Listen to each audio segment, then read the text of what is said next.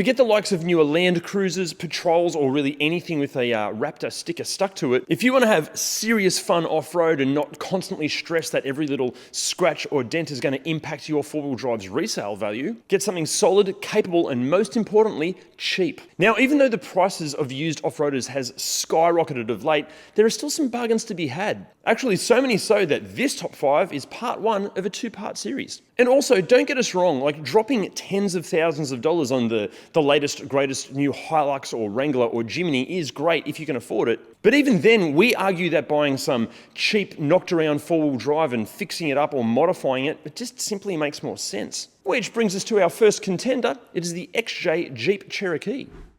While the Wrangler might be the reason that you think off-roading prowess when Jeep comes to mind, and there is simply no denying that the Wrangler is one of the all-time most capable off-roading vehicles out there, with pricing here in Australia currently kicking off from around about $15,000 for a good one and topping out at well over $100,000, the Wrangler is hardly a bargain. And the off-roading experts we spoke to when researching this video, they simply felt that when it comes to a Jeep with maximum ability for the minimum spend, the XJ Cherokee is the pick.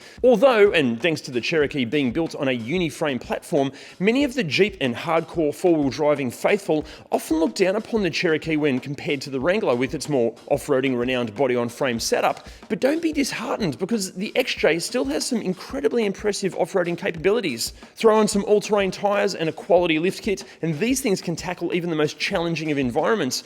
And with pricing here in Australia currently kicking off from around about $2,500 and topping out at $16,000, the right XJ Cherokee makes for an excellent bargain off-roader. However, as these are getting older, rust has become a major issue. They can suffer from a range of electronic and mechanical issues like cracked cylinder heads. They do have a hell of an appetite for fuel and oil.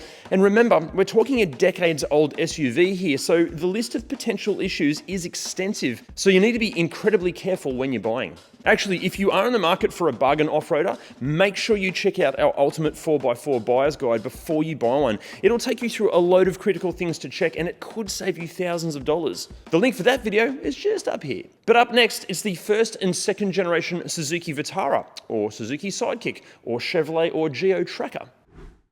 Thanks to the current Jimny absolutely killing it in terms of sales, pricing has gone through the roof. And not only for the current model, but what some sellers are asking for the older third-gen Jimnys is honestly getting out of hand. There's no denying they are a bloody awesome thing, but we wouldn't call them bargains anymore. We've actually reviewed one of these third-gen Jimnys, it's hard to say, and the link is just up here. Now, that's where these 1988 to 2005 Vitaras, Sidekicks, or Trackers, or whatever the hell they're called, come in, and specifically the three-door models. In standard trim, they may look like a cute little soft roader, but don't be fooled. Throw on some all-terrains, jack it up on the right lift kit, and bolt on a few quality accessories, and these things are immensely capable off-road. Plus, thanks to these being very much on the smaller side, they have an ability to tackle tighter situations that many of their larger counterparts can only dream of. Although you may have to pack like a backpacker because interior cargo space is on the minimum side. And look, yes, you'll get more cargo space with a 5-door variant, but if you want the practicality of a tourer, there are just simply better options out there rather than a 5-door Vitara. Plus, these are cheap and they're easy to maintain and modify. They're pretty good when it comes to fuel consumption, and they have an incredible and supportive fan base. In terms of pricing here in Australia, the really cheap and very rough Vitaras are asking as little as $3,000, while excellent examples are in the $15,000 realm. However, it is really important to remember we are talking about a light-duty vehicle here, and depending on the model, it may very well be 25 years old. So it's critical to do your homework and learn as much about these little Suzuki's idiosyncrasies as you can. Also, we need to give the 1981 to 1998 Suzuki Sierra, or the Samurai, a bit of a mention here as well. If you're happy to put up with a tiny, utilitarian little metal box on wheels that swaps really any sort of creature comforts, safety, or sense of logic for sheer off-roading ability and enjoyment, at $6,000 to $18,000, one of these might just be for you. But still, our experts feel that the Vitara offers more for the money, but the Sierra, it is so bloody cool. Okay, now next up, it's an off-roader that has been rebadged, honestly, dozens and dozens of different times, but it's most commonly known as the Isuzu or the Chevrolet Trooper, or if you're watching this from here in Australia, it's the Holden Jackaroo. All right, let's get the negatives out of the way first here. Loads of Troopers and Jackaroos on the used market have travelled in excess of 300,000 kilometres these days, and mechanically, many of them are getting pretty bloody tired. If maintained and serviced regularly from new, Isuzu power plants are tough and robust units. But even then, age and heat can harden valve stem seals, and this will boost oil consumption. Actually, there is a very long list of common or potential issues for both the petrol and diesel engines in these, which again can be mitigated with regular care. But the good news is, spending just a little bit more money on the right used example can land you in a Trooper or a Jackaroo with a fully reconditioned engine, or at the very least, an example with a faultless service and maintenance history. Plus, there's a wide range of different variants and submodels to choose from, and even the very best examples should cost you no more than about $13,000 here in Australia, with pretty ordinary but working models kicking off from as little as $3,000. However, you're probably best to avoid the really cheap ones, as while they might seem incredibly affordable to buy, the chances of things going wrong becomes higher, as does the cost of fixing them. But the bodies themselves are proving to be pretty resilient against corrosion, they're immensely practical, their power to weight ratio is great, and in standard form, while they might not have some of the off-roading chops and equipment that their rival and far more expensive Toyotas or Nissans exhibit, with a few tasty and quality accessories and modifications, they'll more than handle themselves when things get tough. Overall, these Isuzus, or Chevrolets, or Holdens, or Acuras, or Opels, or Vauxhalls are just no-nonsense capable four-wheel drives that, okay, yes, they may require some attention, but for the money, they're a bargain. Now, look, next up, this thing, it's not some hardcore rock-crawling off-roader by any means, but as Andrew from 4x Overland has shown us, it is the pick for bargain overlanders. It's the Nissan T30 X-Trail. Problems with the T30 first. Crank angle sensors fail, and many of them have had issues with head gaskets. But the good news is, once these issues are fixed, they rarely happen again. And many of the T30s on the used market have had these issues resolved. Look, we're not saying that these are the only issues that the T30 can suffer from, but overall, well cared for examples are showing excellent reliability. Hence why you still see so many of these on the road. In terms of off-roading ability, look, as we mentioned, the X-Trail, it's never going to dominate the toughest of trails in the same way that a Land Cruiser or a Jeep Wrangler will, but it was never designed to do that.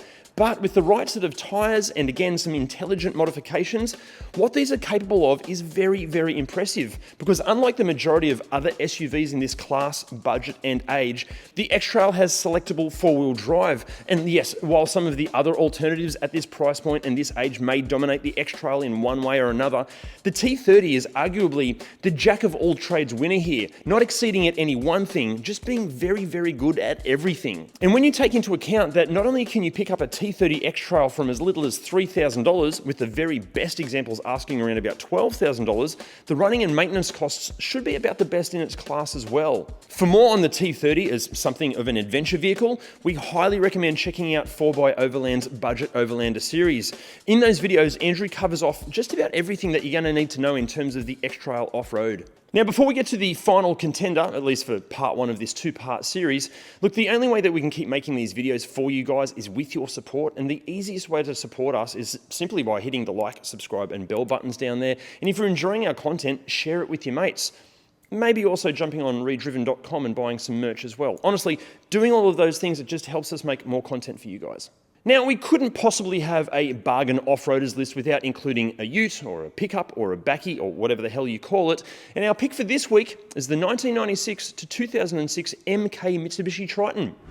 Also known as the L200, the Colt, the Storm, the Strata, and the Magnum, whatever it's called, Mitsubishi's off-roading workhorse offers plenty of variety and off-road ability for not a whole lot of cash. Pricing here in Australia currently ranges from around about $5,500 to $13,000, and for that you're going to have a choice of either a single, a crew cab or a dual cab body, petrol or diesel engines, which in diesel form are available as either a naturally aspirated or turbocharged unit, and in a condition that will range from so interesting that you simply should not buy it through to genuinely pretty bloody good. However, be warned. In naturally aspirated diesel form, these are potentially slower than a Model T Ford. It's also important to remember that these Tritons existed in a time before four-wheel drive utes were comfortable and safe enough to be a viable family car option. These, even in their top spec trim levels, are fundamentally a tough, rugged work ute, which, look, it bodes well for when you want to throw it at the bush, but it's not so good if you're taking the kids on a long trip. Reliability-wise, like any vehicle of this age, it is absolutely critical that it has a full and thorough service history, as while these engines and transmissions are incredibly robust, things will turn south if corners have been cut. The other good news for the MK is that, unlike some of their successor models, the MK didn't seem to suffer from any chassis bending or cracking issues. But in terms of sheer off-roading ability, look, it doesn't take a whole lot to build these things up to be a truly capable and very impressive piece of kit. But here's the hot tip. Try to find a post-2003 model with minimal kilometres and the 2.8 litre turbo diesel engine. It features upgrades across the board, and look, while pricing will start from about $10,000, it's worth the extra spend. Off-roading prowess. But up next, it's the first and second generation. Look, overall, these Isuzus or Chevrolets or Isuzus. It's the Isuzu Trooper. And in conditions ranging from, so interesting that you should, and the easiest way of supporting us is simply by hitting battery's gone. Now guys, remember, this is part one of a two-part series, and we want to know from you, what four-wheel drives do you think should make it into part two? Let us know in the comments. See you next week. Bye.